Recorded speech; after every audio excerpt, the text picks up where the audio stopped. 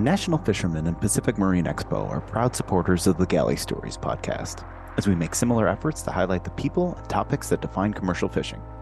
You can see what that looks like in print and online all year long, as well as every November in Seattle, when this community comes together at PME.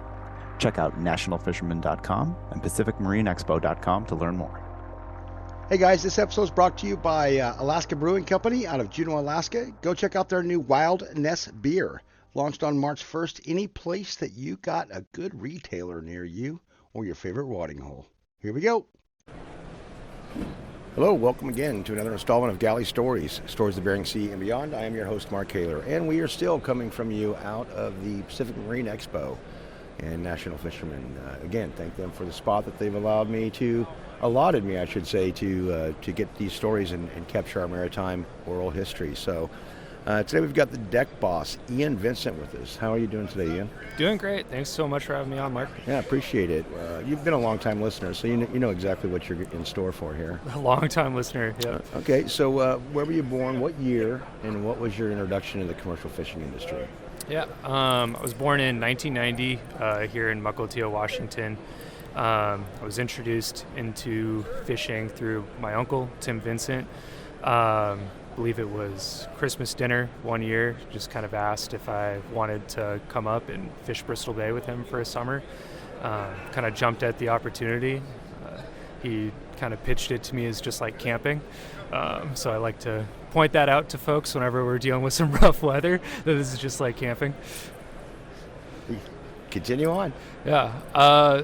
So it started when I was going to Western. So it was kind of just the perfect summer college kid job.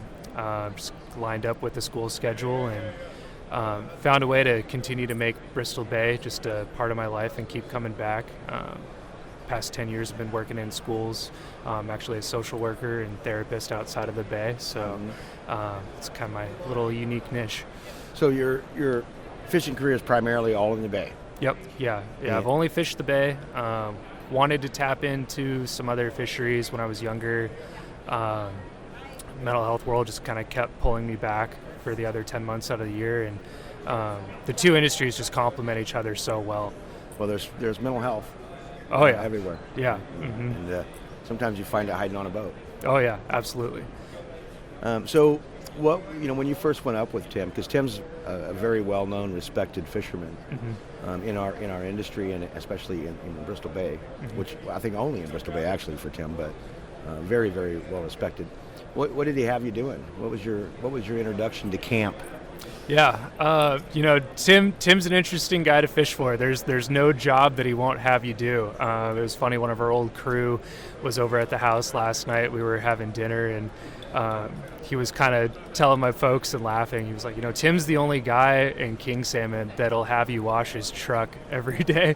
And, the whole thing's vacuumed out. So, my first year up in the Bay was definitely kind of the grunt guy, just doing like all the odd jobs and stuff. And, even after working for him for 15 years, still kind of finding myself do a little bit more of that. But now it's pretty nice, like, feeling as we're kind of on the same rhythm, can kind of just get new guys on and get them coached up and up to speed pretty quick. And Tim's definitely a grinder, so we'll get a new guy showing up on the plane and he'll throw him on the boat, and we're out at sea like within 15 minutes. So can kind of go either way. He's not a dock guy. No, not at all. It's hard to catch them fish at the dock. Yeah, exactly. Yeah. Is his boat as meticulous? Absolutely, yeah. Everything's in order, has its right place. I think that mindset definitely runs in the family. Well, he's a marine surveyor. Yeah. Right? So he definitely has crawled around enough boats that he knows what he's looking at. Yeah, knows what he's looking at. It's great. I think his kind of world doing that and just seeing how other people run their boats too. Like we've got our system just very dialed in, so it's always kind of fun. Like. End of the season, just kind of brainstorming like new toys and new things that we can kind of put on our operation to help us run a little bit smoother. Okay, Ian, what's been your best time at sea? Best time at sea, I mean, I think anyone who fishes the Bay will automatically say like a sunset in Bristol Bay is something that you'll just never see anywhere else.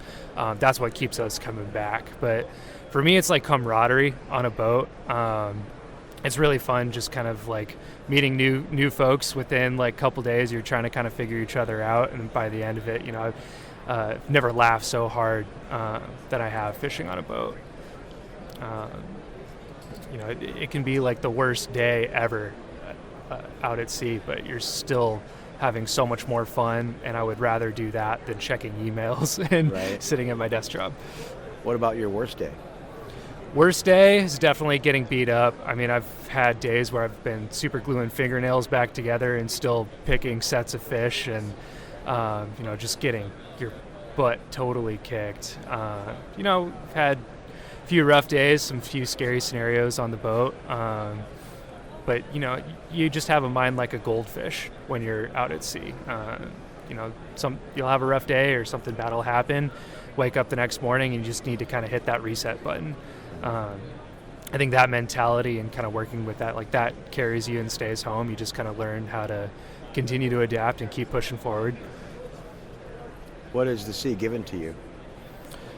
Ooh, man, so much, and it's kind of a hard time explaining. Like, I think a lot of folks that I work with in that mental health world get really confused that I go up and fish for a couple months out of the year. But for me, that's just like, that's my me time. Like Tim will always wake me up in the morning and he'll kind of say like, all right, do your morning reflections or whatever. And I'll sit there with my cup of coffee. And for me, it's just like the complete, like, deep breath that I need after grinding it out for 10 months. Does that help you with your mental health clarity?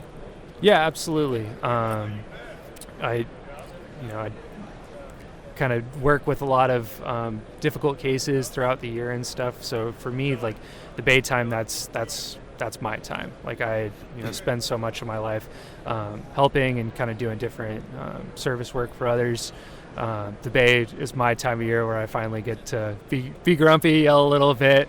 But for me, it's like kind of my deep breath. But, I've always had just kind of like an intense work ethic that I've adapted from Tim and the family. And that really comes out and shines in a different way fishing on a boat. Explain that to me. How does working on a boat and going through that for 10 years, how does that help you in your everyday life? I think the biggest thing that, anybody who's fishing in the industry will tell you that this is temporary. Like your season is very short in the grand scheme of things. I think if you keep that mentality while you're home of like pain is temporary and you can push yourself now to a certain limit, but you need to know to read your body, make sure you're taking care of yourself.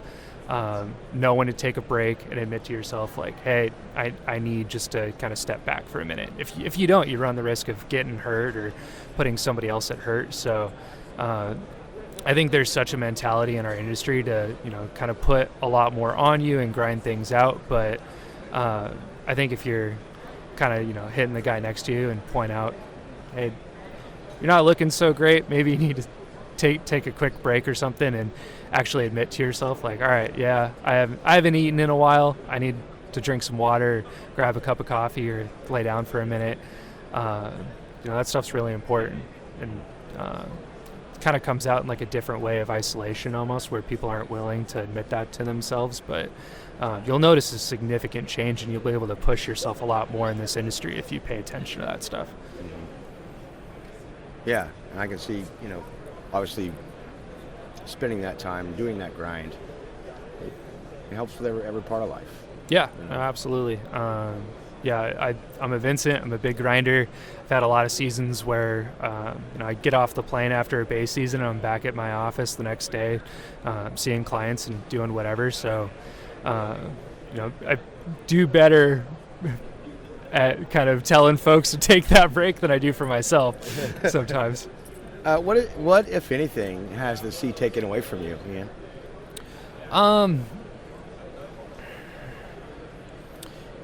I think I would think about that a lot more when I was younger, and kind of starting out in the industry. It was like, oh, I'm not home. I'm missing out on things. I think, when you're in a relationship too, your partner always wants more time at home with you and stuff. But after being out at sea and doing this for so long, you kind of learn to just make that season fit in with the other 10 months of your life. I think a lot of folks really struggle with that. I think it's hard to kind of find a way to make fishing, especially if you're only doing one fishery like Bristol Bay, kind of fit that other 10 months out of the year. Like, I'm a millennial. It's hard to find employers who are okay with you taking 2 months out of the season to step away, go get a secondary income. A lot of other industries don't take too kindly to that. So I think for me, that's always been the biggest struggle, is finding something that'll allow me to give that the full season and then jump back into it, whatever. And I talk with a lot of folks that are in the industry, and they run into that similar challenge too. So how did you get that worked out? You just take 2 months vacation? Oh, yeah. So you're being paid while you're being paid? Yeah. Yeah. No, I had to kind of double, but at the same time, I haven't had a vacation in like 4 or 5 years, because I was just banking all my sick and vacation time to go up and do the bay. And then this last year just opened up my own practice. So you just hang a shingle on the door that says "Gone Fishing" for 2 months? Pretty much, yeah. You kind of have to be pretty transparent. How do you prepare your clients for that? If a client isn't ready for that and they need support and need to find another therapist, like I'll work folks to find somebody who's a good fit for that. Summertime is kind of a slow time for therapists too, but I'll put clients first. Yeah, most people, it's hard to be grumpy or sad when it's sunny. Yeah, exactly. Yes. But here in the Pacific Northwest, yeah, you can get a lot of dismal days. Yeah. But we do have nice summers. Yeah, no, exactly. So this is turning out pretty short, Ian. Mm-hmm. Do you have anything you'd like to share? I think if this is an industry that you're passionate about and want to continue diving into, find a way to make it work. It's possible. Don't beat yourself up too much about it. Continue pushing on. Okay, what about advice for, because it's your industry, right? And I'm trying to extend you a couple minutes here anyway. Yeah. What advice or encouragement would you give for folks in our industry who may need your other industry? Yeah, no, I think the biggest thing folks can do is save 988 and your phone numbers. That's the national crisis line. You never know when you're going to need to use it. I've never even heard that. That's the National Suicide Prevention Crisis Line. So that's a national number that you can call if you're ever dealing with a mental health crisis.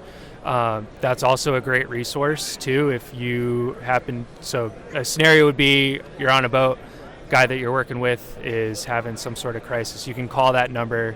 If you don't know what to do, they can kind of guide you through, here's some helpful tips, here's some resources in your area.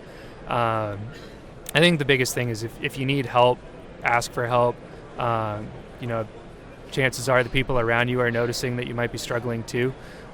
If it's not a step that you're comfortable doing on your own, lean into the people that you are close with, and they can kind of help get you set up with whatever services you need. I think trying to find a therapist or somebody in that world is a lot like trying to find a boat. It may not work out very well the first time, but keep pushing on. Like if you don't have a good relationship with your first therapist, there's still good people out there. I like to joke a therapist is a lot like dating. There's plenty of fish in the sea, so to speak. You got to find the right one. Exactly. Mm-hmm. Okay, well, it's short and sweet, but I think you covered everything and eloquently covered everything. Thanks for touching on mental health. Yeah. It's important for not only our industry, but for the world. Yeah. Okay. Well, thanks for joining us today, Ian. And guys, again, coming from Pacific Marine Expo and National Fisherman Magazine, helping us out here. If you're looking to get some galley stories gear, we do have that. There's a link attached to the bottom of this episode. So until then, guys, we will see you next time. Thanks, Ian. Yeah, thanks, Mark. Thanks for listening to Galley Stories. We hope you like what the net brought in. Please leave us a review on iTunes. Whether you like it or not, we're not fishing for compliments. Look us up on Facebook and Twitter too, and reach out to us at galleystories@gmail.com.